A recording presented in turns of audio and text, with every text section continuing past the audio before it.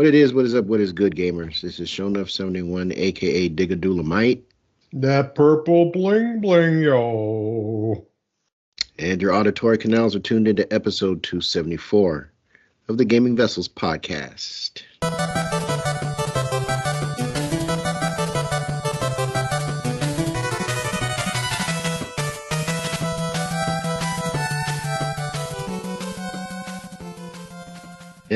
As usual, I am not in the digital studio alone. Along with me, I got my partners in crime.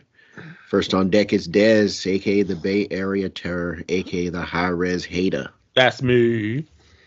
AKA the Cat Daddy, aka that gamer stepdaddy. What's going on, man? Hey, not much as usual. Just sitting here, having a ball with one of the games we're going to talk about in our playlist. If you've listened to us at all, then you know what game I'm talking about. So stay tuned because it's pretty good. But other than that, doing well. Cool. And of course, our show's a no-go without Trader Joe, aka Jabroni Chief. Yeah. That's me. But you might also know him as the Food Max of gaming, who can maximize your gaming dollar. How's it going? Not bad. Just hanging in the pocket over here as usual. So just life sometimes throws you some curveballs. So I'm gonna find out mañana if I have to start going into the office 100% of my work days on here. Right now I've worked 2 days in the office, 3 days from home, but due to President Trump and I'm President Elon Musk, I have to. You got it right, huh? Okay. Oh yeah, sorry, I didn't mean to slip there, but depends. Let's hope I have a job too. So I'm kind of just making amends just in case I need to retire early, or if I need to do something else with my life. So who knows? We'll see. So that's what's going on in Jabroni's land this week. So. All right. I hear you. Yeah.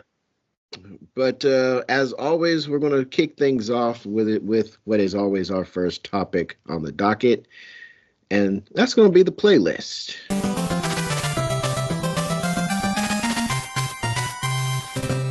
All right, let's kick things off first and foremost with the Bay Area Terror. What you been up to, man?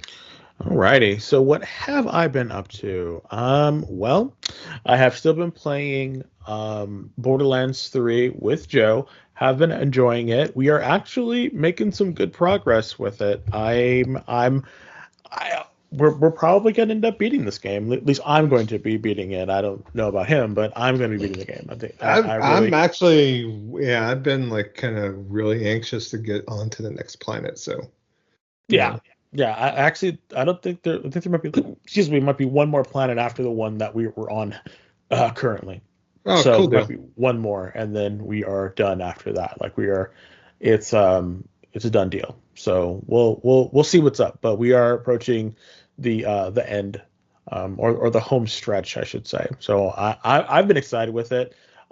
Joe in his playlist, he's going to talk about his crazy love of one of the activities in Borderlands 3, which is arms race, that he's just sick with it. He loves it. It's fun. I enjoy it. It's not bad. And it's definitely a way to get kind of really interesting and fun guns and test your mental about being able to fight hordes of enemies and getting stuff. So it's definitely not a bad mode, and it's fun. Like you basically can just turn your brain off and kill people and collect loot. It doesn't hurt any. It doesn't it's not good or bad. One of the best things about it is the fact that you still level up, and you can level up relatively fast by doing it. I would think if you ran one hole, maybe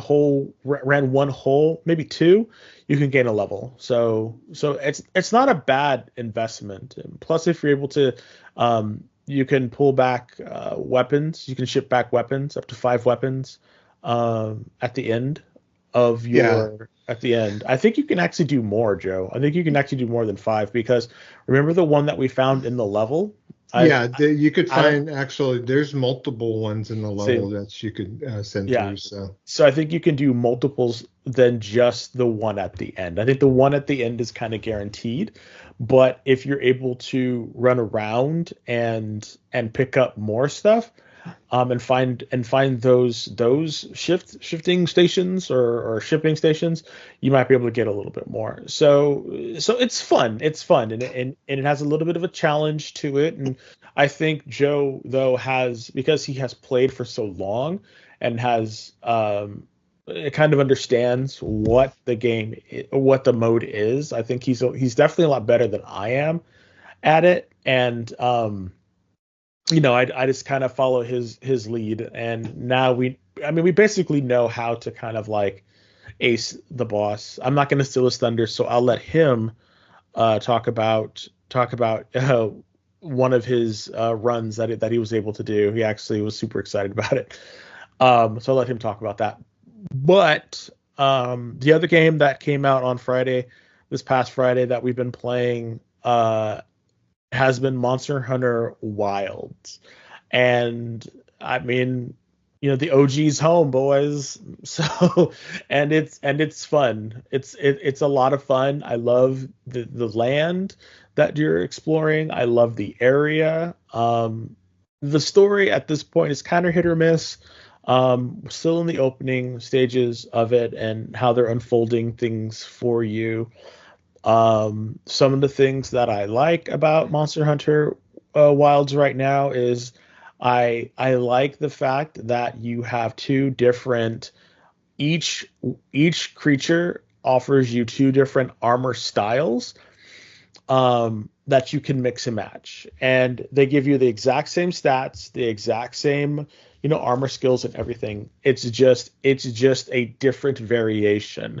And I just built my first armor set and I mixed and matched a couple of them, and I think I got a pretty good one. And it's just interesting because I don't know about y'all, but either the beginning is just they're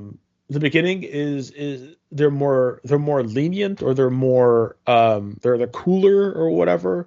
But it seems like I'm getting drops for monster parts a lot easier, and it seems like the grind at this point, it's not as grindy, although I've only fought 3 creatures, so maybe the grinding will steadily ramp up. I'm not really sure at this point, but suffice to say, it has been a lot of fun, fighting the early monsters. And I think it's funny. I don't know where what was going on. I think I was watching an Instagram or people were commenting on, like, the folks that are saying like the game is too easy, just are not, they must not be playing the game and blah blah blah. And then there was another person who responded and it was like, no, the game is easy because these are like veterans who have played this series for so long that they know certain things, and that's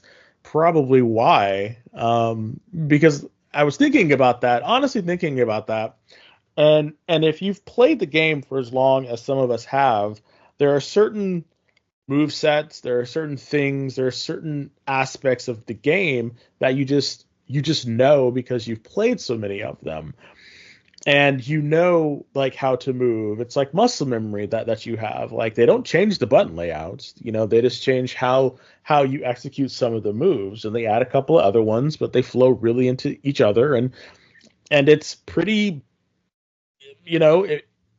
it's for people who've been playing a long time, it becomes pretty intuitive. So for me, I have found the game to be considerably easier than any other Monster Hunter, and maybe easier is not the right word, maybe more accessible.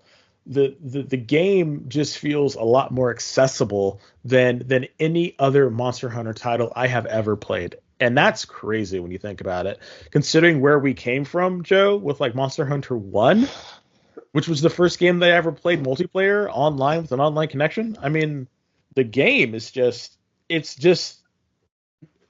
it's not even the same like game. It's Yeah, and just something way different. Yeah, no, and yeah. then So people say that I it's too kind of hard. consider Rise as being maybe comparable.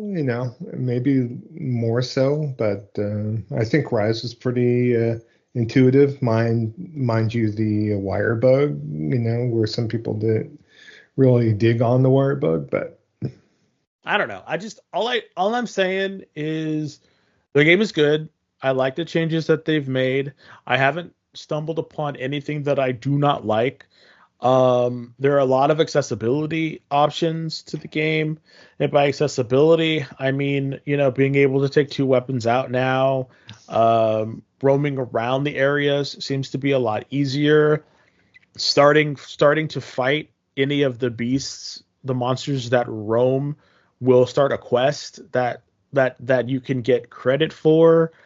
It really feels more like an open world, that you can kind of run out into, and then when you need people to help you, you just fire off, and you can set it so that your SOS always fires off. That's how I set it, that whenever I start an adventure, SOS fires off. Folks can come and join me whenever they want, and I just thought that was really, really cool. So for me, I have really been enjoying the game that I've been playing that I've been playing so far. Like I've been really, really enjoying it, and I cannot wait to play more of it. I can't wait to beat it. I can't wait to see what's going on with it.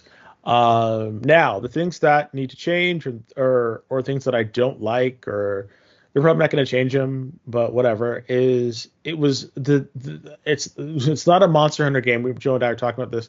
It's not a Monster Hunter game if it's insanely hard to be able to group up with people. Like some of the stuff to have to group up just feels so like wacky, and it's not intuitive, and then you just kind of have to figure it out and make it work, and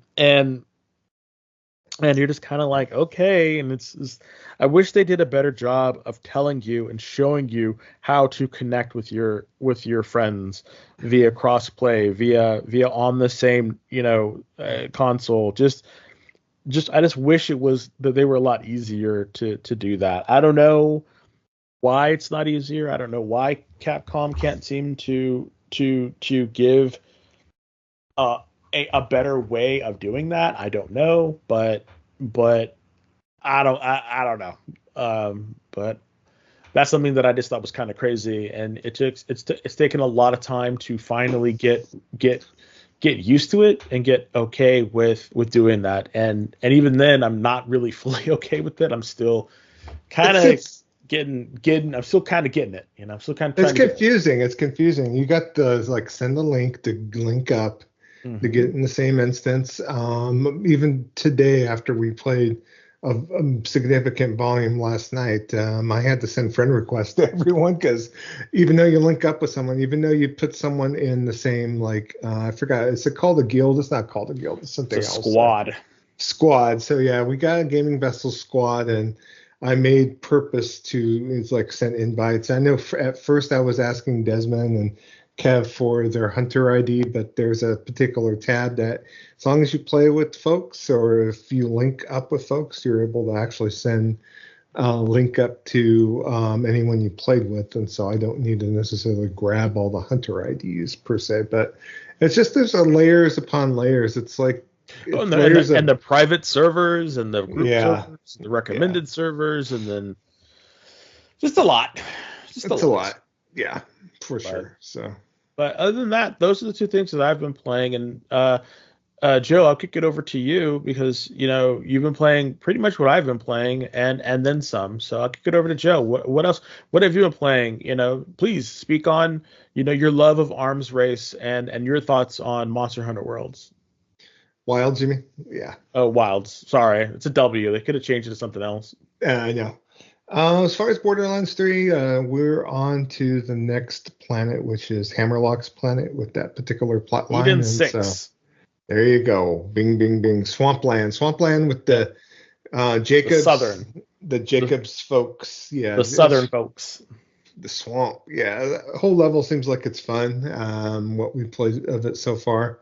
I've been playing a lot of Arms Race because when Desmond's not available to play, it's something to where if I'm still kind of wanting to get my Borderlands 3 fix, it's like I don't want to progress the story campaign. So that's what made Arms Race kind of attracted to me, as far as checking it out. Because me and Desmond checked it out like right at the beginning of our reintroduction to Borderlands 3, and both of us didn't really exactly understand what we were doing in that mode when we first started. But Nope. I started poking around with it and kind of get a feel for the rhythm of it. And there's definitely a rhythm of it. So, basically you start out, you're dropped into the world, you don't have any weapons, you don't have any special ability. Me as the Beastmaster, I don't have my pet with me or anything like that. It's pretty much just pick up whatever weapons you can pick up on the fly, be able to go ahead and take a look at your loadout and go at it, So it's like I've been forced to use shotguns. I've been forced to use sniper rifles, the other weapons that might not fit the bill. I've been using weapons that are just regular, normal, not legendaries, not epic, not like, any sort of ability, and just kind of try to make it work on there. So sometimes, you just get caught where the circle is coming down because of the old battle royale business on there. Where I had runs where I had like tons of really cool weapons, but I happened just to be outside the murder cane, which is the circle, and just wound up getting jacked by the blizzard on there. You kind of have to plan your way around and be cognizant of as far as when the timer goes down, because the murder cane does pause every night for a certain instance. So if the murder cane's paused, you're free to roam on the map wherever you want to go. But once it resumes, pretty much your circle becomes smaller, and then you're going to have to deal with it. So on there. So yeah, I think it's kind of cool that Des finally got to experience it with getting to the final boss and beating the final boss, So and then Des alluded also as well too. I had a run to where I just picked up this one particular. I think it was a torque weapon. It was a on torque here, weapon, yes. a handgun. It's a handgun. And it was ridiculous. I just dropped in basically, and it was just lighting up the boss. It was like flambe royale over there. Like it took less than a minute once I dropped in. Don't to struck be the able to beat shield. it. I watched it and I was like, well, damn, okay.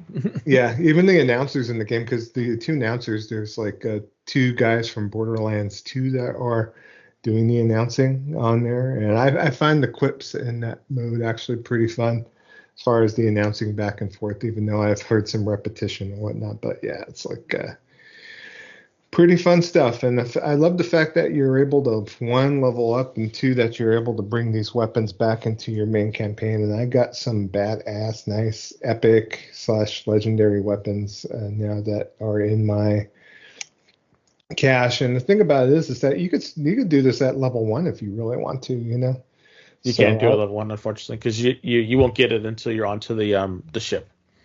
Oh, got it. Okay. Yeah, it becomes available when you get on the Sanctuary 3. So that's right. That's right. Because you have to fly to the planet that it's on. Yeah. Okay. And once you open up Sanctuary, then you'll be able to go back and do it. And I could see too where someone's like really low level doing it. It might help out just to streamline the game for you at that point. So most definitely. For sure. As far as Monster Hunter Wilds, yeah, we all 3 of us got it on Friday. I mean, we stayed all team physical over here, so no like Thursday night unlock on here. So just having to wait till GameStop opened on Friday. That's where I purchased mine at on there. I had some like Xbox Series X trade-in ducats, so that's basically how I paid my way on there. And Steelbook's nice. Got it installed, and pretty much just as Desmond talked about the game earlier, it is definitely just every Monster Hunter game. It's just the point to where it's one of my favorite series of all time. So it's just like I was pumping myself up like the day before, because I was like literally like going on to Spotify and playing some Monster Hunter like soundtracks and just getting way into it, because that main theme from Monster Hunter 1, Proof of a Hero, it's been redone in most all of the Monster Hunters, and so they have particular playlists where it just plays from Monster Hunter 1 on forward. And then I was also listening to the Monster Hunter Tri soundtrack, and out of all the games in the series, that's probably my favorite, which is crazy. Like Monster Hunter 3 and Monster Hunter 3 Ultimate on there. I just got some really good memories with that particular one in the series on there. So like when that soundtrack started bopping for Monster Hunter 3, it's like, I don't want to say it's almost bringing me to tears or anything, but it's like, damn. It's just that deep with Monster Hunter, especially 3 and 3 Ultimate. So on there, but enjoying what kind of soaking it in, absorbing everything. It's like I was just playing right before the show started, and it's just kind of digging on some side quests. The fishing. Even though I know some people are ragging on the fishing, they don't like it as much. Really? Oh, I haven't heard that yet.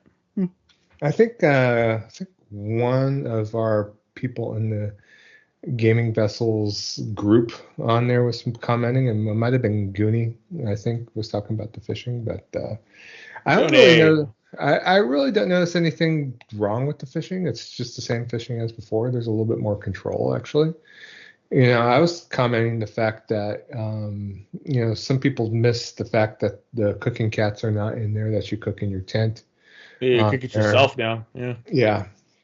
Which there's always been some changes. I mean, hell, I kind of miss, if you're going back to Monster Hunter Portable Second or Monster Hunter Freedom Unite, where, I miss my cat farm. I miss going and farming for mining and planting stuff and bringing requests out. And we called that feline roots. Yes, because we was whipping them cats, making them. Cat enslavement, yes. Yeah. Yeah. It was pretty bad.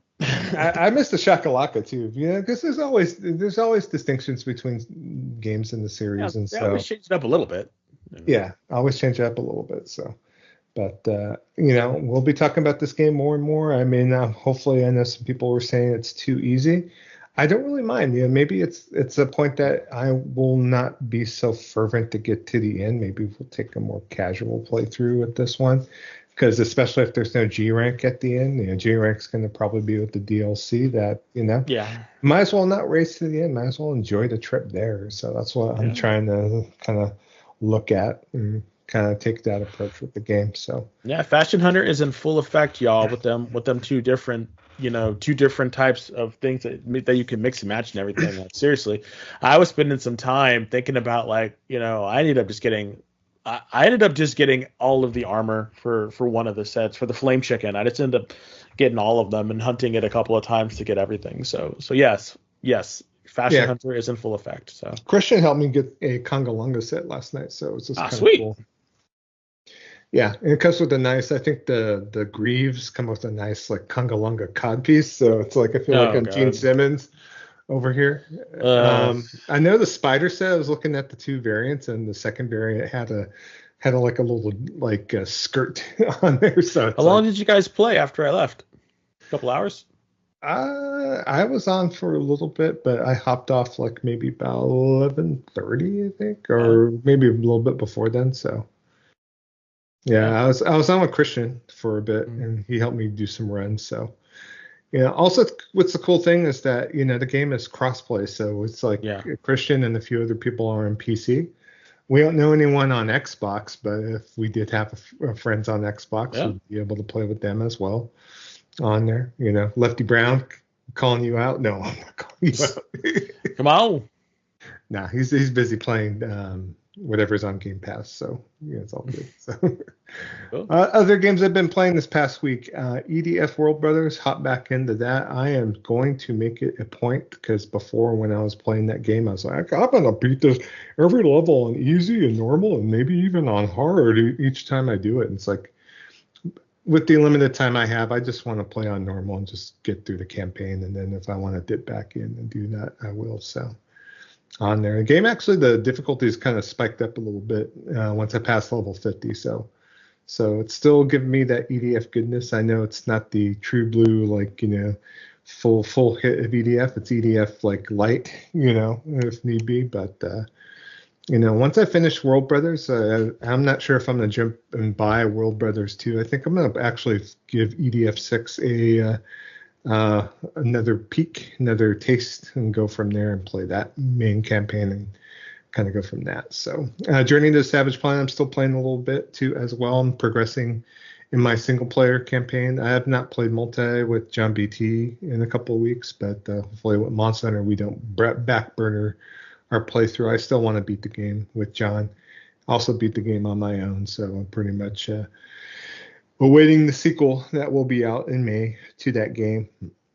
And also, right before I hopped on to record the show, I got into the Splitgate 2 open beta on there. If you're not familiar what Splitgate is, it's like a competitive multiplayer shooter, but you're able to spawn portals like in these franchise portal on there. So imagine if you're playing like a traditional like team deathmatch and or capture the flag, so on and so forth, but you're able to throw portals into the level and jump in and jump out in certain particular areas of the map. You're actually able to spawn portals over enemy portals. That way you could stop their portals from occurring. So I like the gunplay in it specifically. I've been looking for something that could just kind of zone out and just play some team deathmatch and or some multiplayer shooting if need be. It seemed like it's pretty cool.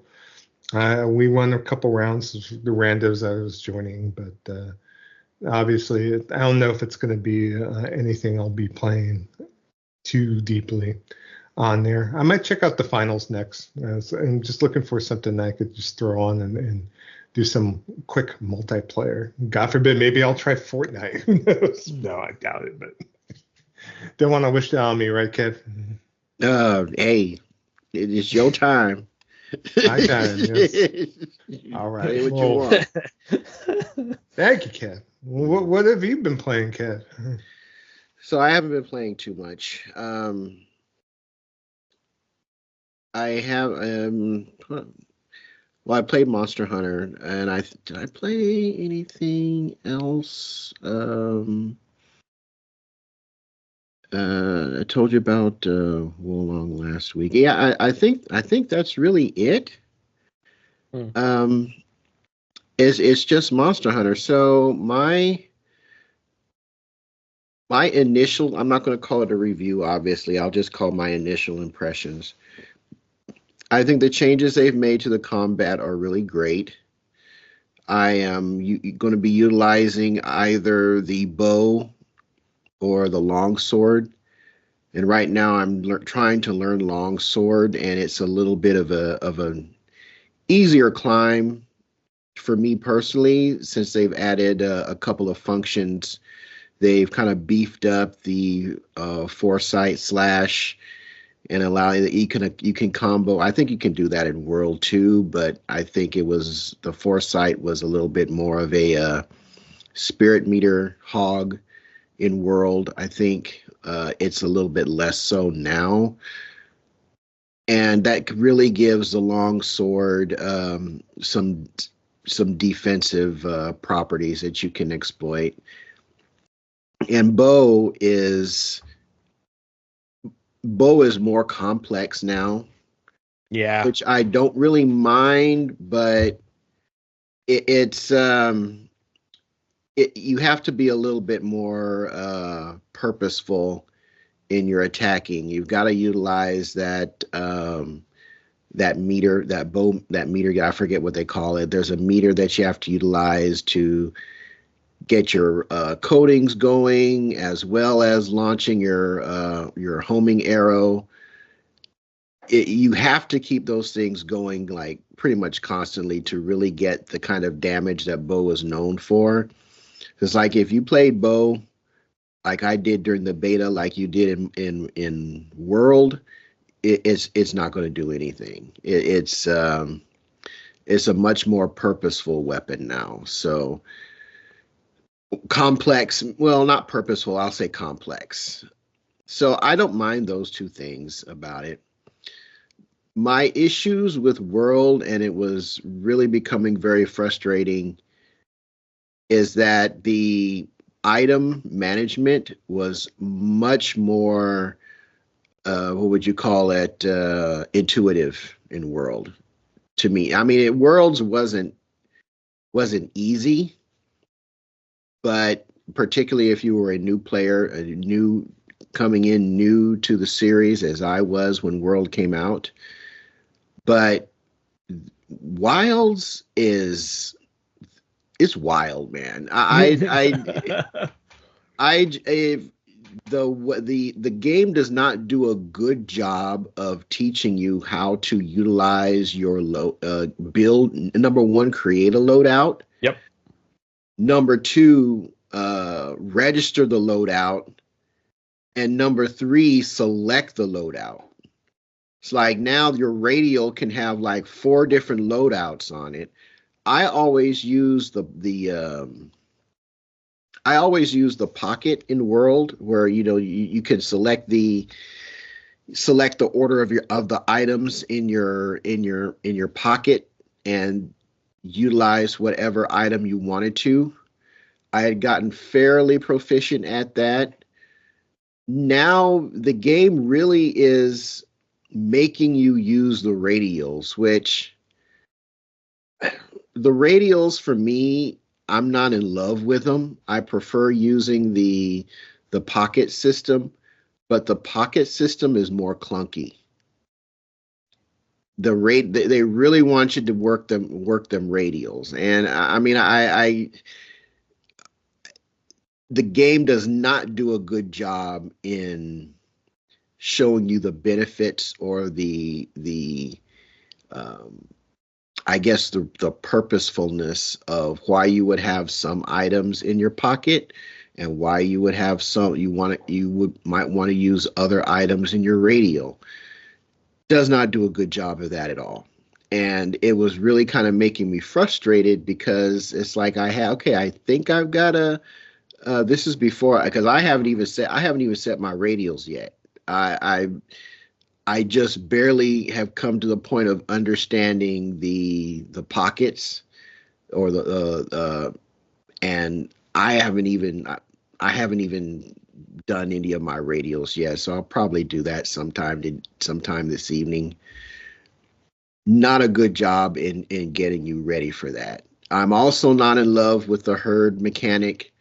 I think it's cool, but if you don't have dung pods, it's going to really be it's the potential to make your life miserable. Kind of grows. I don't like the I mean, I know it sounds like I'm kind of crapping on the game right now. I like it, but there's just some things that I just wish were more like World. I'm not really gonna. I don't think I've played enough of the new game to really say which one I like better. But I will say that I had a better start with World than I did with Wilds. I am confident in saying that. But it's a new game, and they change things around, and I've just come to the point where I'm just grumpy old gamer now. It's like, when you start changing stuff on me from one game to the next, I'm like, you knuckleheaded kids, get off my lawn type of approach to it. So I'll see how it goes from here. I will recommend 3 channels. Number one is Dear Gamer. I've been watching. It was one of his videos, and I believe Eric's Gaming. Yeah. Both of those channels did really good videos on creating and managing loadouts. And they broke it down as to, like, this is what you have to do, and this is how it works. and this is how you set it up. If I'm, I'm assuming I'm not the only person that is struggling with the loadout system in this game. So I would highly recommend you check out Dear Gamer and Eric's Gaming. Also, Dear Gamer is he's like a longsword Jedi. He's been playing Monster Hunter, I think, for as long as, if not, just as long as you guys have consistently. And longsword has been his weapon of choice, and he's got an excellent guide on learning longsword, very in depth. I think it's about a half hour long, a half hour and change long, and he takes you through all the moves, situations, how to utilize the new functions, the new combat mechanics that have been applied to the weapon. He does a really great job of doing that. Also, Fighting Cowboy has a really good longsword tutorial video. So I would highly recommend folks who might be struggling with a few things in the beginning of this game to check those channels out. The only other thing I'm going to mention that I have done is that I have been watching an anime called Solo Leveling. The second season has started, and man, Solo Leveling is probably the best action anime I've seen since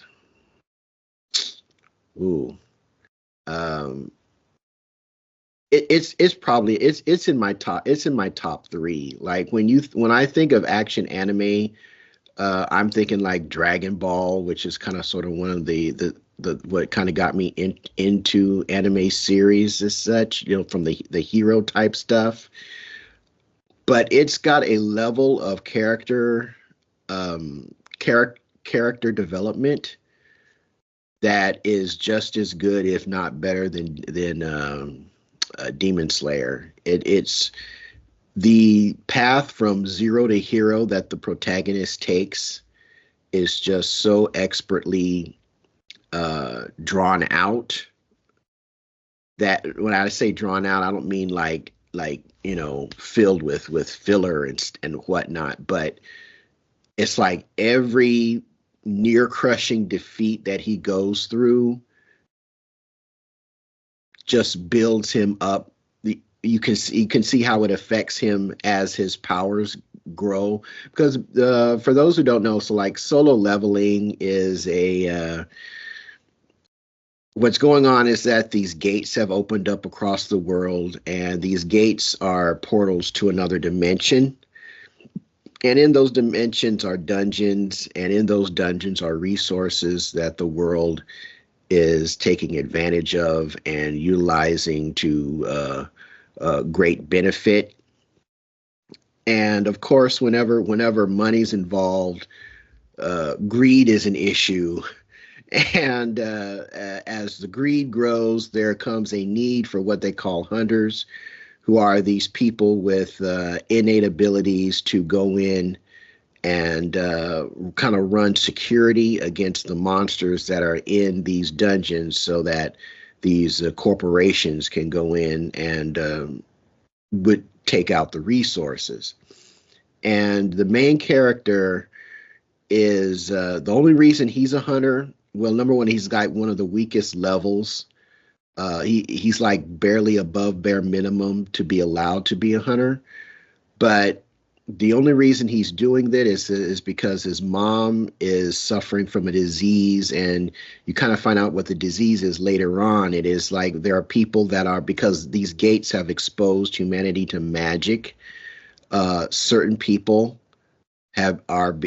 it makes them toxic. So it's kind of like having a long lasting disease that slowly kind of rots you away. And his mother has that. So he is a hunter trying to earn, because that is the most expedient way to gain funds to support his mother's medical bills. So that's like the premise of why he's doing it in the first place. And again, the character development in this game is in this anime. It probably should be a game. Is second to none, and it has some of the best fight scenes I've seen. And I'll say again, since Demon Slayer, it's top notch stuff. So if you've got a Crunchyroll account, I cannot recommend Solo Leveling any higher. It's kind of it basically, Solo Leveling is what I had hoped One Punch Man was going to be. Because I kind of dropped out of One Punch. It just kind of got I don't know, like, it's like, okay, the dude, I like the premise of One Punch, but again, it's like everybody he fights, he beats with literally one punch. So it's kind of kind of boring. It's not boring. Probably isn't like the word for it. That series needed much, much better character development. Mm-hmm. Much better character development, simply because the protagonist is so broken. But I think if it had the writing talent that Solo Leveling has, it would have been a much better series. I've read only a few bits of the manga in One Punch. So maybe the writing in the manga is a little bit better than the anime. I'm not sure. But anyway, if you've got a Crunchyroll account, you got to check out Solo Leveling. It is an excellent series. So I do not have a Show Notes Retro Recon for y'all this week because I have been busy as a one-legged dog with fleas this past week. So I am going to move it on to our next topic of the docket, and that is going to be our main event.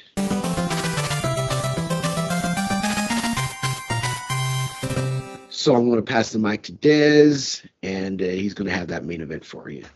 All righty. So first and foremost, always want to say thank you to everyone who participates in our main event.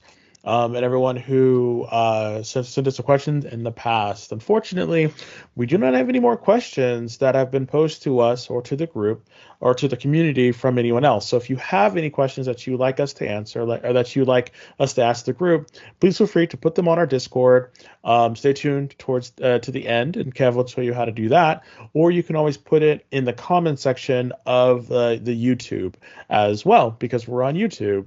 Like, share, and subscribe. So please do that. So we have some questions for you. We have a question for you today.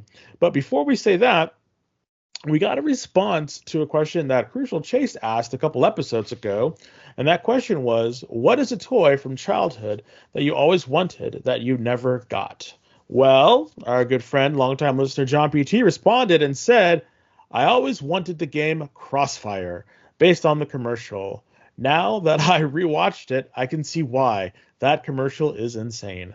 Yes. You posted a link to it, and yes, that it is very aggressive. That commercial is crazy with the lightning and the spinning and everything and the kids and the screaming, and I'm just like, get those kids some more, cereal because they're sugar. And yeah, it very much insane. Very, very, very much insane. I never really had any toys like that or games like that. I think the most aggressive I ever got from a game was like Hungry Hippos. Like that was pretty much it. Like, and those things were dangerous because like if you reached in there to grab one of those marbles and you got your finger bit by one of those hippos, you could lose a finger. Like child toys back in the day, they were no joke, everybody, Operation, you could get in there, shock the shit out of yourself. Like, it's no joke. It's no joke, folks. Kids nowadays just don't know. Right, Joe? You got it. Yeah, Operation, man. Aye. Yeah, Joe's out there. Joe's so old, he was out there playing with a hoop and a stick. A hoop and a stick. Running down the street. Nah. But seriously, I think Crossfire was a really cool like commercial. I never got the game, but yeah, it was definitely cool. So So that's on to the question that we have for all of you, and the question we're going to answer on our next show. So if you have any questions that you would like us to answer, or that you would like to pose to the community, please let us know. So the question for this week's main event, and we are going to answer this question next week, actually, because I want to give my two co-hosts time to really, really think about it, is what is your favorite character from an RPG? This could be a main character, an NPC, a villain, whoever you want. I want to know, who is that character, and it doesn't have to be from an RPG. It can be from an action RPG. It could be from a side-scrolling, Metroidvania. Just give us a character that you really resonated with, that you were just like, oh, this is so cool, and not a character that you create your own. I actually want an actual character, like a Link or a Mario or a Samus. That's what I want. That's what I want. Okay. So definitely let us know on the Discord or in the chat for the YouTube channel. Like, share, and subscribe, and we will discuss your answer on our next show. Okay, so please, that's where we're at with that. So it's a short one this time, but next episode's probably going to be a lot longer, because I know we're going to have a couple of them. And if you can't pick just one, give us two, give us three, give us, your favorite character or characters from an RPG. So, that was a quick, short and sweet, but what time it is. It's the Jabroni Gaming News.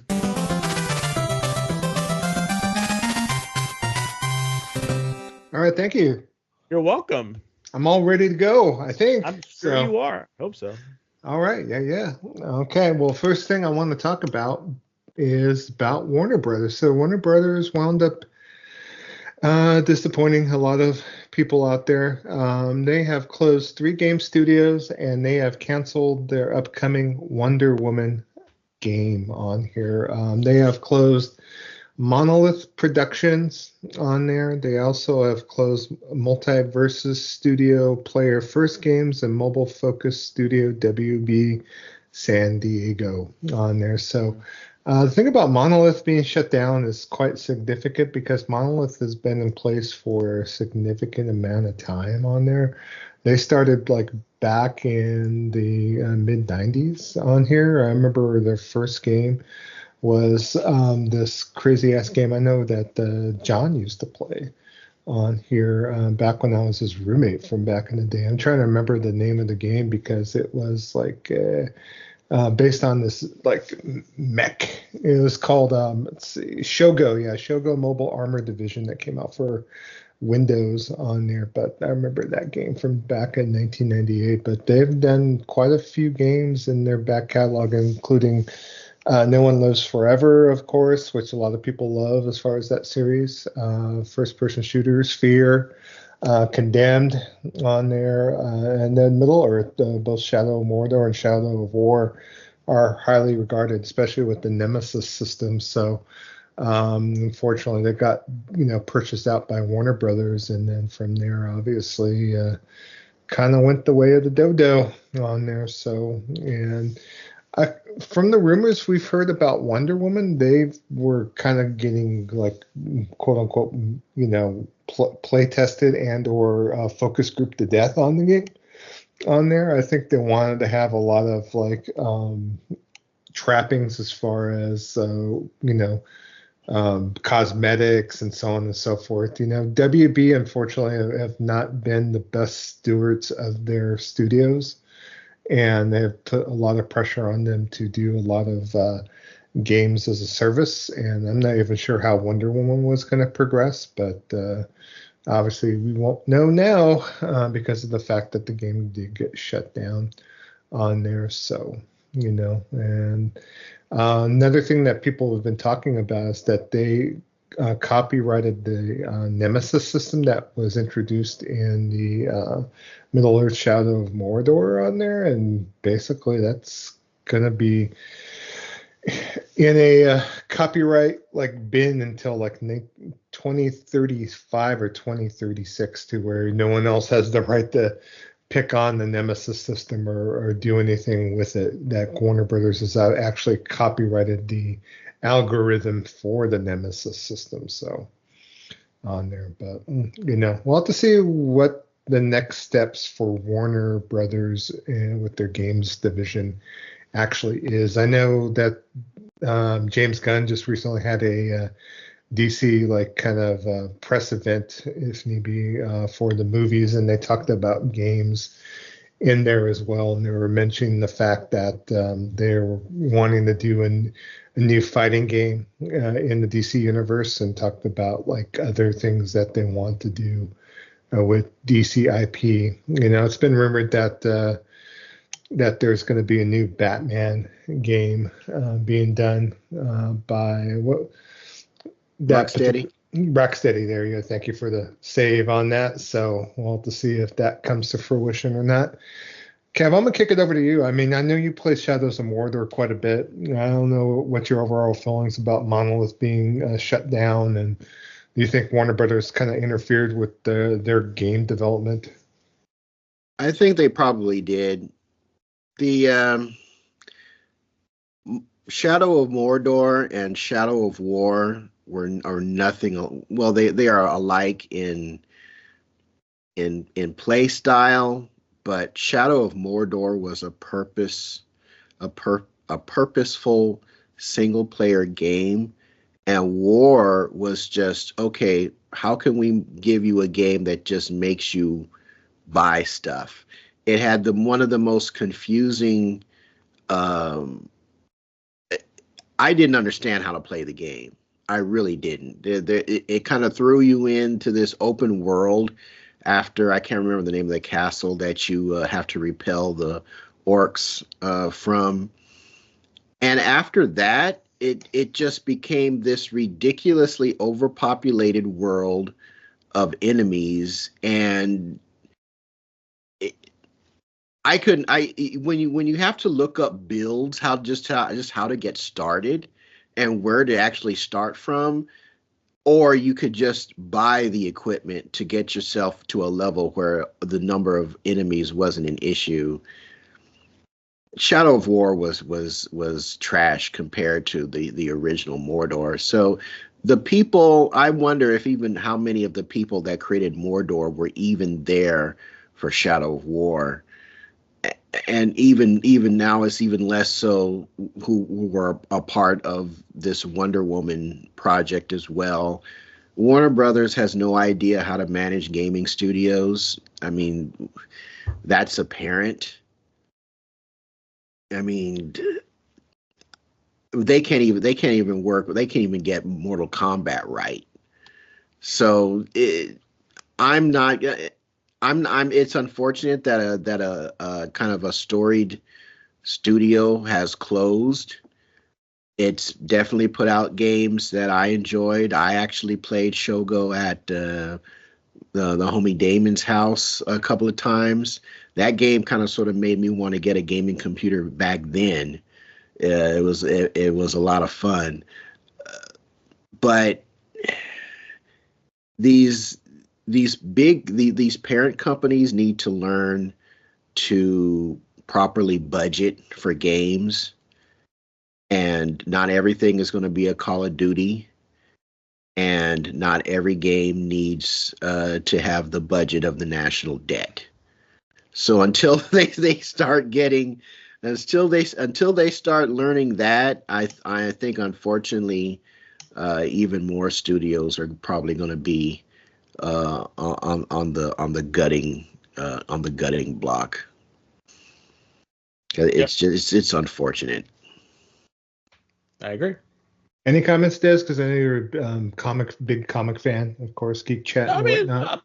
I'm not surprised. I'm not surprised. Wonder Woman has always been it's always been a character that a lot of people just don't know what to do with. I think the current comic book run is going really well. But again, I think they just were too scared to decide how they were going to make this character work. And I just think companies now are very risk averse. and that's why they kind of said, you know what, it's Wonder Woman. We'll go back to Batman because we know Batman as an IP that works, quote unquote. And I think that's kind of where they're at, and it's unfortunate. I think it's super unfortunate because I think Wonder Woman as a character has a lot of potential, but they are just not. They're not willing to do that. They're not willing to, take that money and try to have Wonder Woman be good. I mean, Oh, it's just their maybe money. they're It's risk their averse money. after Suicide Squad kills the Justice League. It's just like, Oh yeah, yeah. I think they're know, very scared of that. They're very scared. and I think investors don't understand. They either want a Fortnite or a big selling product and to be able to get their return on investment Most on there. definitely. Yeah, so we'll have Yeah, to they're, see. they're just not willing to. They're not willing to take that chance. And at the rate at which they sell, sorry, at the rate at which they create these games, by that I mean like not the rate, the amount of money that they spend on these games, I am not surprised. Like they are crazy with it, with the monies, I'm right there with you, Kevin. You do not need to make, a game that has the amount of the national like debt. Like you don't need to have that type of game, I just You or know, that spend that much that much money on it. Like I don't know. I personally, today the guys on the street, I personally would have loved to have had a double A Wonder Woman game, that they were able to grow, or something small, and then really focus on gameplay and make the gameplay really good and the story really good, instead of trying to, capitalize on, what it looks like, and what is it, microtransactions, and all this other stuff that I just don't believe is really worth it. So if I had my way and if I was like head of Warner Brothers and especially with DC, mhm. wouldn't it be pretty badass if they decided to just go ahead and do a bunch of smaller games based on like different members of the Justice League and then make a big quadruple A game at the end where you kind of bring in all the gameplay elements you've introduced in these individual games in the big tentpole game? I I don't think know if I that think would, that's a great idea. The yeah, problem with that, Joe, is it's going to take time to do that, and they Yeah. don't want to use that time that way. They want to get as much money as they can for every property they put out. That is how they're seeing it. I can almost guarantee you that is how they're saying it. So this let's, wait a while, let's, try this, let's try that, let's let that shit marinate. That time is just no longer around. They just don't want to do that. They don't want to do it anymore, and it's sad. Actually, to the God's honest truth, it's sad. yeah. It just And seems to me they should just focus on the character. I mean, yeah. she's got a rogues gallery, kind of like Batman. She's got a whole bunch of enemies she could be hmm fighting. hmm Some of them kind of overlap with Batman, I think.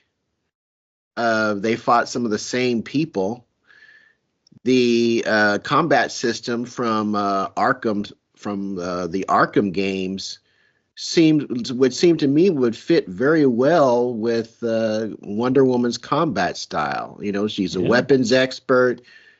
I would say Yep. like a martial expert. I don't know what the fighting style they call on the That on mascara. I don't know either. Namaskara. I think they have like a fighting style per se. And if Um, not, make one. yeah, you can She's make got the one up. lasso. She's got Yeah. all this really cool stuff that she could be doing. Like again, I don't understand it. Like you have one of the things be her dodging bullets. Hmm. Or blocking bullets. Like Blocking bullets. Yeah. the stuff like writes itself. Like I don't understand. Like I don't Hmm. understand some of these folks. But again, if there's any sign of risk, they are worried about that stuff. And it's annoying. I think it's kind of crippling the industry, unfortunately. You know. It So is. It is. And those people that made the Arkham games so great they haven't been with the company since forever. And that's what it sounds like. you've got to get some people in there who understand the mechanics, or at least you could be able to say, okay, I want you to play Batman Arkham City. I want you to play this series of Batman games. I want you to see what makes this combat system so beloved, and Yeah. then translate those best elements into this game and come up with a quality story for a character that, I mean, okay, maybe she doesn't have the same household, she may not be as big of a household name as, say, Superman, but I think everybody knows who, if you follow comics even a little bit, you know who Wonder Woman is. Exactly. I don't see how this couldn't have worked. I don't know. I think we just have people, when the suits run everything, they just kill all the creativity out of it. Yep. And then when you have creative run everything, they run the budget up. So I don't know how you strike a happy medium. Got to kind of get a good mixture between the two. So yeah. If you do want to go back to play Shadow of War, they did remove all the microtransactions out of that game back in 2018. So Yeah. But the game is still weird. I've tried twice to play that game, and it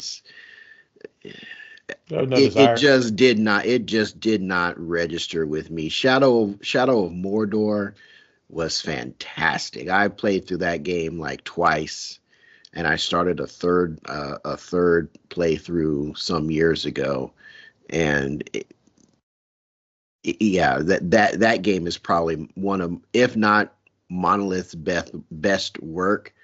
I would say that is Shadow of Mordor is probably their best work, in my opinion. All right, we'll pour one out. Next story we want to talk about: PlayStation Plus monthly game lineup for March 2025 for Essential was announced. So, surprise, surprise, we got Sonic Colors Ultimate for PS4. We got the Teenage Mutant Ninja Turtles Cowabunga collection. And then bringing up the rear very powerfully, we have Dragon Age the Veilguard for PS5. So released and put into a service literally within like months of its release. Now everyone can get to play this game and form their own opinion about Dragon Age the Veilguard. It's kind of crazy to me to see this game included, but EA sometimes has been kind of quick to put their games into services, just kind of like EA Play, of course, on the Xbox Game Pass. And they have also done like previous games in their catalog pretty quickly with PlayStation Plus. So, I basically took all three games because I own the physical for all three, and I traded all three of them into GameStop and just basically got some free PSN bucks because I had to think to myself, okay, do I care about having physicals for either of these three games? And I had to kind of think to myself, okay, were these readily available? It's not like they're super rare or something like that. So I did trade all three of them in. I'll probably still, I know some people were still saying that Dragon Age the Veilguard is like something to where if you're new to the series might be a good first entry. I don't know if you would agree with that, Des, or not, but I mean, it can only get better from there. I mean, it can only get better. I mean, I don't know. Like, I really wanted to like the game. I really did, but it's just, there's something about the game that just did not work. Just did not work at all. So you're excited to get it for free now, or? I already own it, so why would I be excited to get it for free? What are you thinking about? You don't trade your games in anymore, right? So No, I don't. Yeah. I give them to you to trade in. There you go. But Kev, what's your opinion when you saw this? It's like, I should have waited. That was my opinion. Yeah, I should have waited. Yeah, the first thing you said, it was like I should have waited, and I was like, He's not wrong. Well, how can you know if it's going to hop into PlayStation Plus this quickly? So into That's That true. game was ass. That game was ass. It was just so bad. The press behind it was so terrible. And some of the worst people in the gaming community were actually right. It had the trifecta against it. Yeah. That's what killed it. Oh, well. At least you get to play some TMNT arcade goodness. So who knows? So Yeah. all right. So next kind of news story I want to kind of mention is that there was a some reporting done on Fable. So publisher Xbox Game Studios and developer Playground Games and Eidos Montreal, which is helping with the game, have delayed Fable from its previously planned 2025 release window to 2026. So there was an official Xbox podcast. Head of Xbox Game Studios, Craig Duncan, said that I just want to start with, we're really excited about progress. We're really excited about where Playground are. We previously announced the date for Fable as 2025. We're actually going to give Fable more time and going to ship in 2026. So, and so he also backs saying that he has the ultimate confidence in the Playground team and so on and so forth. So that's nice. PR speak kind of followed. I'm not going to read that verbatim, but I want them to get it right, because it's been a while since I've played any Fable 1, 2, or 3, and so we'll let them cook. Maybe it'll be out day one on PlayStation as well as Xbox. However, everything's wrong with Microsoft as of late. So we'll see. But we'll have to see. Any disappointment from either of you two about Fable getting delayed? No, because I didn't know anything about it. Like, it's kind of hard to be sad about something you don't really know about. Yeah. Like if I'd have known, they were gonna do this with Fable, and this is what it looked like, and no,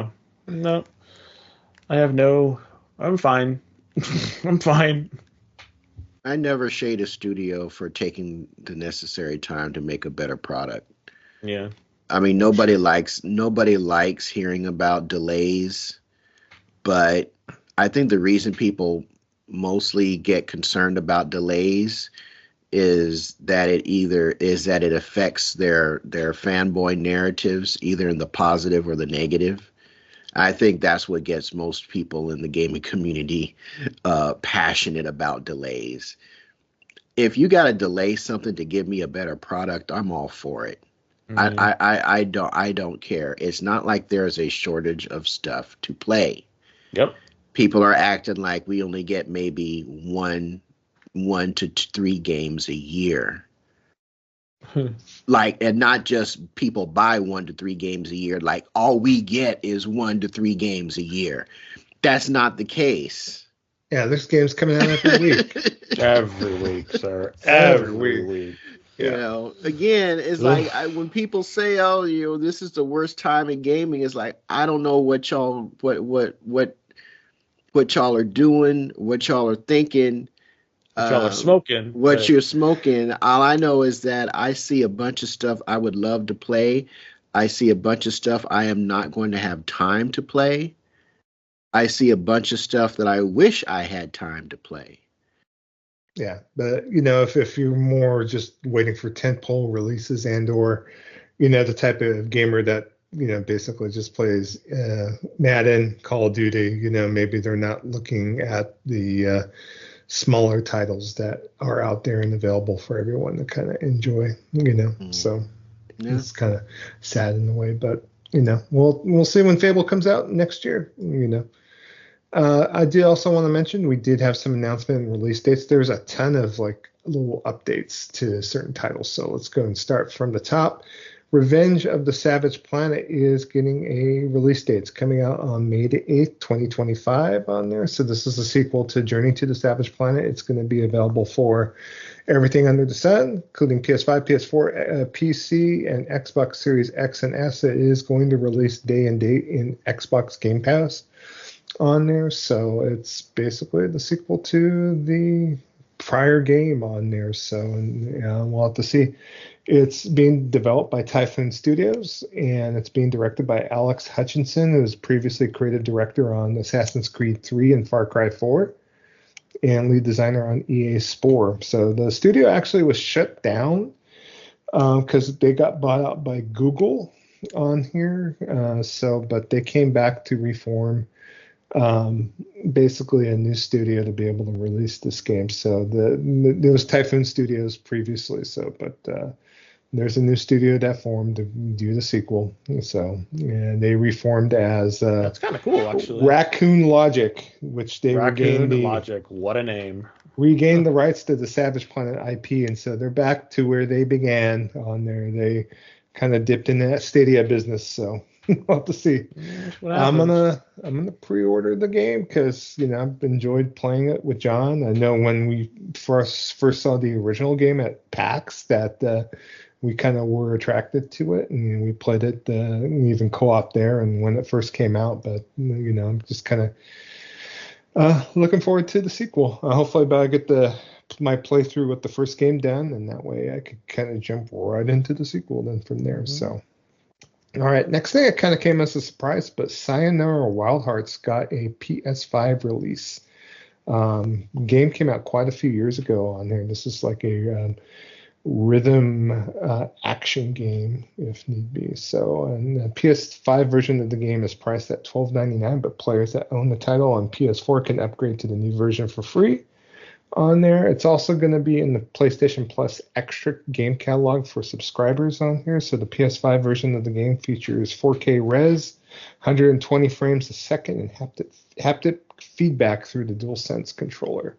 And there's a new unlockable mode called Remix Arcade, which is basically exclusively on PS5. So it's like a infinite run with the game, with the gameplay elements on there. So you could speed through infinitely replayable levels, chase high scores, and all with no loading on there. So, I have to say that this game's on my backlog. I know you've played it before, right, Des? I beat it. Yeah. Is there any wanting to go back and double dip or check out the PS5 version if need be? Probably not. The one thing about the game, and this is no dig against the game, it's just once you kind of play it, you've kind of played it. There's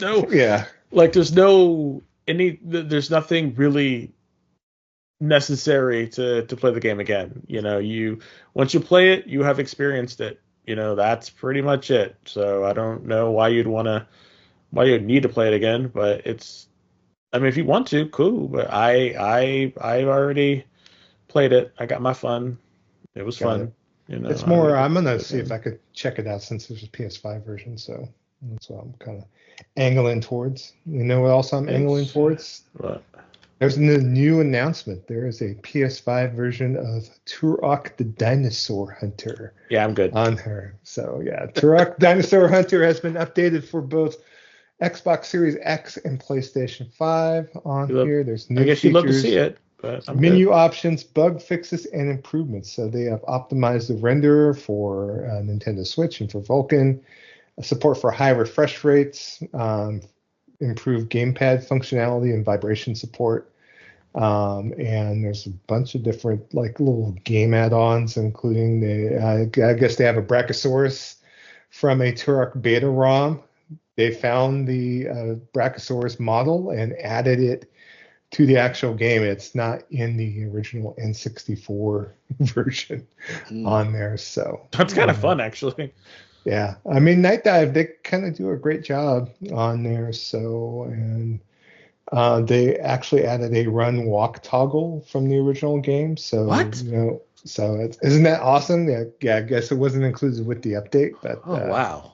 Oh my God. So yeah, there's a ton of improvements. So actually, I guess one of the hosts of this podcast might be uploading the PS5 version and replaying some levels there. So yeah, Kev, all I know is once you do, you got to tell us how it is. Indeed. So there's a PS5 native version for Turok 3, Turok 1. So Turok 2 might be coming up from the rear, my dear. So we'll see. So. Forza Horizon 5 finally has a release date. It's coming out for PlayStation 5 on April 29th, and it's going to be out on that date. Microsoft is going to make some money, honey. So it's $59.99 for the standard, $79.99 for the deluxe, and $99.99 for the premium edition on there. So the PS5 version will feature performance and quality graphics mode, which run the game at 60 frames a second and 30 frames a second, respectively. On PS5 Pro, performance mode receives increased visual fidelity, while quality mode adds ray trace car reflections to races and free roam on there. So I saw a thread on Resetera mentioning the fact that in like 6 or 7 different countries, the game is like in the top 1 or top 3 of upcoming pre-orders on PSN. So, I mean, there's a bunch of people out there waiting for this game to drop and hit on the digital storefront. So, and that's all cash in Microsoft Game Studios' pocket, basically. So, I mean, I think they might have made a good decision out there that there's a hunger for their titles, you know. Too bad they can't bring that over to Xbox, but you know, people want to get their games on Game Pass versus pay for them. But they have found a audience that will gladly pay full price for their titles if need be, if they make them available per se. So good on them. So you know, I think this sells success. What do you guys think? You think it's gonna bring the full slate over? We're gonna see Halo and Master Chief. Full slate's coming. Full slate's coming. It's coming. It's coming. It's all dropping. Yeah. You know, the more interesting thing for me as a console player is how Microsoft decides to play this their supposed upcoming generation of hardware. What is that going to look like when every game that you have announced thus far has either a planned, announced, or is expected to be coming to the PlayStation? That's what I'm more interested in seeing. What does a console look like that has all its games everywhere else? We'll have to see what it does. I mean, I know Microsoft are looking for something like the Switch, where they want to have a device that everyone wants to have, just because of the fact that it has a particular hook, if need be, on there. I think that's what they're angling towards with the next Xbox. And I hope, you know, if they have that ambition to make something unique and something that everyone will have to have, regardless of, you know, whatever its place in the marketplace, if need be, that whether it's a portable that has both the PC storefront on there and integration with Windows, or however they want to handle it. We'll have to see what exactly it does. It could be the next coming of the Wii U. You never know. So don't. No. No, sir. No. Say no to drugs. That's What's wrong with you, sir? No. You never know, you know. They've obviously dropped the ball and whatnot. So I mean, we'll see what kind of happens with all this business. So no, I'm not saying it'll be a flop, but if we're saying that it's going to be like the Wii or the Switch in popularity, when the Wii and the Switch, the only place to play their games was on a Wii on the Switch. Yeah, I know. No. Mm-mm. Well, we'll have to see what it does. So, you know, it's always good to be ambitious. It's not my money. It's Sadia's money. So, you know, got to do what you got to do. So, a couple other games. Cookie Cutter Overkill Edition was announced for Switch. So, Cookie Cutter was a kind of crazy Metroidvania game that was released for Xbox Series, PS5, and PC last year on here. So, they decided to go ahead and do an Overkill Edition for the Nintendo Switch. So they have some updates to the game, including fully voiced dialogue for every character in the game, new maps featuring the ability to be able to gauge completion status, brand new special moves and upgrades for Cherry, new cinematics, and hidden game mode where you discuss your problems with the enemy instead of resorting to violence. Just kidding. So they're obviously having fun on this. But if you happen to buy Cookie Cutter for PS5, Xbox Series, or PC, you do get the edition for free for your purchase. So kind of cool that this game kind of is making the jump over to Switch. And I bought the game. I haven't played it yet. I know Desi kind of played around with it a little bit, right? Yeah, I did. It's pretty crazy, actually. It's not bad. It's just kind of crazy. Like you're running around, trying to get your girlfriend back, who is your creator, and you go through and you kill a bunch of people. You kill a bunch of people. So it's super violent, rated M for mature. Kind of, yeah. Is there any hooks to this game that I should be aware of before I What play do you it? mean hooks? Oh, as far as is it just over the top, or is it like a Metroidvania? It's a Metroidvania, but it's the combat. So it's the combat that everyone raves about. It's the combat that you're and how you utilize your weapons and whatnot. That's the thing that is super cool about the game. So I think it might be something that Kev might like, possibly. It's a very interesting game, and you get to do a lot of killing. So yeah, I mean, you might enjoy it. Might be up your alley. I'll probably have to look at some gameplay. Yeah, definitely look at some gameplay before you start. All right, and then last game I want to talk about before we wrap up the news for this episode. 505 Games announced with Mercury Steam. Mercury Steam, of course, is the Spanish developer that has released like Castlevania Lords of Shadow 2, and done some work for Nintendo as far as Metroid on there. And they have announced a new game called Blades of Fire. So sounds generic, but this is an action adventure game with some combat emphasis to it. There's a weapons customization, and they want to tell the best story. So I'll have to see, even though, this whole thing as far as Blades of Fire on here, if they bring this screams out like AA goodness to me. So we'll have to see. But you're able to choose your weapon. You have 7 different weapon families, 30 unique forged scrolls on here, which offers infinite weapon combinations. They're stating that they have some tactical combat with the game, which would be able to attack specific body parts on the enemy.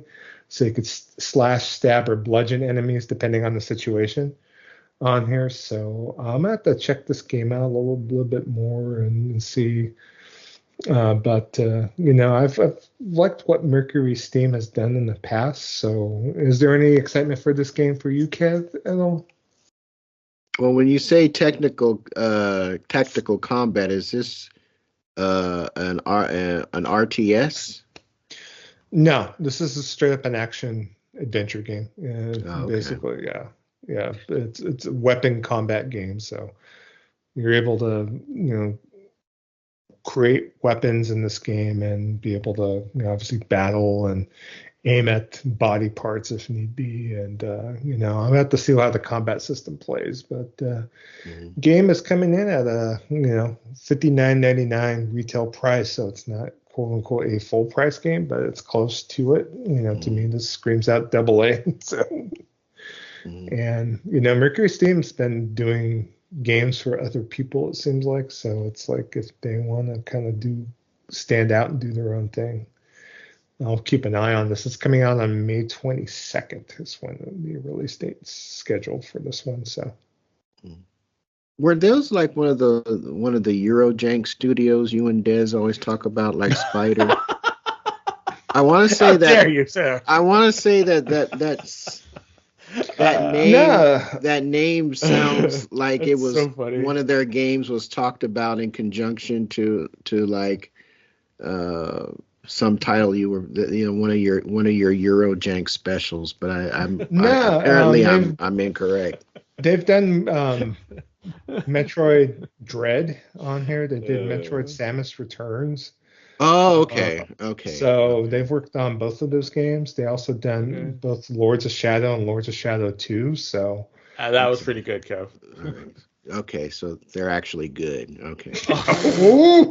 Oh my God. Yikes.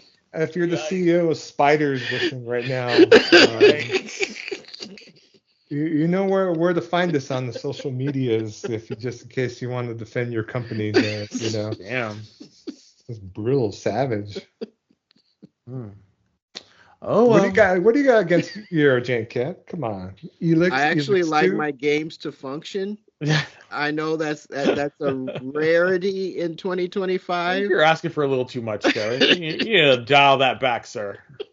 You need to dial that back. I don't like it when critical elements disappear and don't come back and cause my game to crash and data gets corrupted on a fairly consistent basis. And So I don't view that as a gameplay mechanic. So I'm assuming once they announce Two Worlds 2 Part 2 that you're not going to be running the GameStop to do your $5 pre-orders. No, I don't know. Two Worlds 2 Electric Boogaloo? No. Okay. Yeah, I'm gonna need you to dial it down just a little bit, Kev, because Hitting too close to a home. little too close to home, sir. Yikes. So I guess you're not going to be playing Greedfall 2 then, right, Ken? No, I will not be. It's like, that's a no, sir, good buddy. I forgot about that game. That game's still in early access on Steam, isn't it? So. I don't know. All right. Well, Maybe. that is the Jabroni Gaming news for this fine episode. All right. Thank you so much for bringing that information to us. Game night takes place every Monday, 6 p.m. Pacific, 9 p.m. Eastern. That is the day and time that we set aside to play games with our growing Discord community. So if there's a game that you would like to play with us or with any of our Discord members, please post it in our Discord game night section. Now you might be asking, how do I join your Discord? Well, that's easy enough as well. All you do is head over to the app formerly known as Twitter, currently known as X, or Blue Sky, and go over to @GamingVessels, GamingVessels, LS. Sorry if I can enunciate correctly. Tap the link in the bio and you're in. We don't have any merch to hawk to you. And we do not have a Patreon tier list for you to subscribe to. All we ask is that you be a decent human being, loves talking about games. And I think you will find a happy home aboard the good ship, Gaming Vessel. Special shout outs and kudos go out to John BT for his response to our question about toys that we wish we would have had as young lads but never got a hold of them. And that Crossfire commercial brought back a lot of loud memories, but fun. But fun was for the commercial. I never had an interest in the game, but Crossfire. It's like I'm expecting like Twisted Sister is probably doing. It was probably like their first big gig before they broke out in the music scene. That's kind of that you could imagine the big hair and all that other stuff in the for that time period. So that is going to bring episode 274 to a close. I want to thank y'all for hanging out, cooling out, chilling out, without a doubt, with us this episode. So for Dez, aka the Bay Area Terror, aka the High Res Hater, that's me. aka the Cat Daddy, aka that gamer stepdaddy, and for Trader Joe, aka Jabroni Chief. Yeah. But you might also know him as Fumax Gaming, who can maximize your gaming dollar. I am Shonuff71, aka Digadulamite. That purple bling bling, y'all never forget, y'all. And we'll be back next week, episode 275 for your ears. Peace. And hair grease.